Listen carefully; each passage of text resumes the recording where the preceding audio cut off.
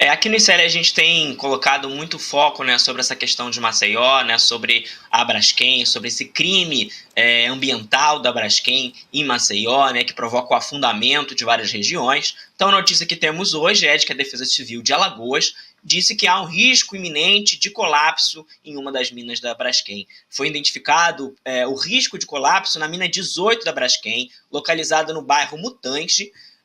A área foi evacuada, né? A informação que temos é que a área foi evacuada, mas cerca de 23 residências seguem ocupadas, porque a população não foi incluída na lista de indenizações, né? E resistem a deixar os seus lares, e muitas pessoas também moram nas redondezas, né? Nas reportagens que a Heloísa Vilela fez aqui no ICL sobre a situação de Maceió, a gente consegue ver muito bem isso, né? O drama que essas pessoas vivem, né? Que tem indenizações irrisórias muitas vezes, que são valores que não dão conta da área que a Braskem pode ganhar caso de fato essas áreas sejam evacuadas, né? Que há esse jogo todo, né? Que aqui no série a gente mostrou.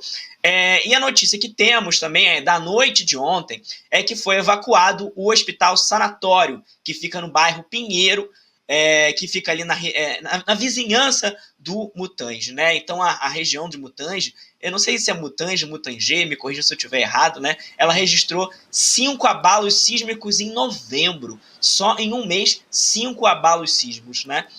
Então, essa situação preocupante, alertada pela Defesa Civil, fez a Prefeitura decretar estado de emergência por 180 dias. Tem vários movimentos acontecendo em Maceió nesse momento, né? As forças políticas estão se movimentando. O prefeito, o João Henrique Caldas, conhecido lá como JHC, o Lira também já disse que tem falado com o governo federal para ajudar a cidade de Maceió nesse momento, porque o risco de desabamento é iminente e, como o próprio Lucas falou para a gente, a mina fica ao lado de uma lagoa. Então, se o desabamento acontecer, existe o risco dos líquidos que ficam dentro da mina entrarem em contato com os líquidos da lagoa e a lagoa ficar salinizada, ou seja, ficar inviável para qualquer tipo de uso. Manuel de Barros, que é do Movimento das Vítimas da Braskem, diz que o prefeito, o JHC e a Defesa Civil são omissos com o que está acontecendo, que a população sempre quis sair dessa região, dessa localidade, mas nunca conseguiu. Porque não havia condição de moradia. E agora querem tirar as pessoas do dia para a noite. O que a gente está vendo em Maceió, Vivian, Lucas e Rodrigo, é uma crise de capitalismo puro, né? A Braskem destruiu Maceió, está afundando uma capital do Brasil por conta de grana, por conta de dinheiro, e as autoridades agora começam a se movimentar para tirar as pessoas de suas casas, porque o risco de desabar é iminente. E não só a mina, mas a região toda. Não se sabe o tipo de dano geológico que vai causar a cidade de Maceió, o desabamento dessa mina, uma tragédia que a gente já vem falando há algum tempo, com o brilhante trabalho da Heloísa Vilela cobrindo toda essa crise, né? Maceió, cidade afundada por culpa da Braskem. E aí, na hora de fazer, vai fazer publicidade, em reality show, de reciclagem de lixo, mas enquanto isso, a cidade de Maceió vai afundando por culpa da Braskem. Uma tragédia e um escândalo. A gente tem mais um destaque com o Lucas hoje, que é o STF decidindo, então, aquela ação que estabelece critérios que permitem responsabilizar veículos de imprensa pelas declarações de entrevistados que acusem falsamente pela prática de crime, um tema que a gente já conversou aqui com o Guilherme Amado e também com o Rodrigo, com o William, mas a gente também tem essa notícia com todos os detalhes no nosso site, né, Rodrigo? É isso, Vivian.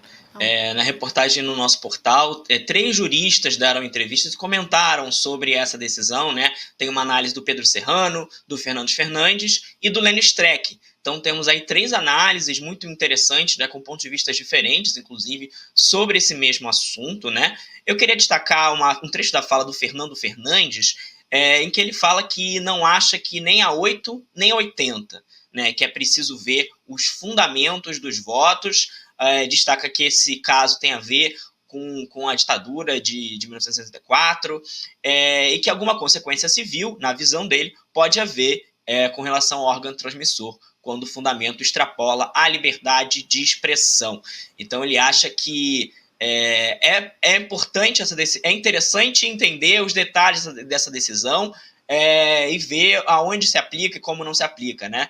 O Pedro Serrano também questiona a questão do dever de cuidado, né, que fala nessa decisão e diz que a verificação se é crime, se não é, uma denúncia que foi apresentada, é papel do Estado, não do jornalismo. Então tem essa reportagem, na reportagem dá para saber melhor toda essa posição dos 3 juristas, né? Eu trouxe aqui só um trechinho, que vocês já falaram também bastante com o Guilherme Amado nesse caso.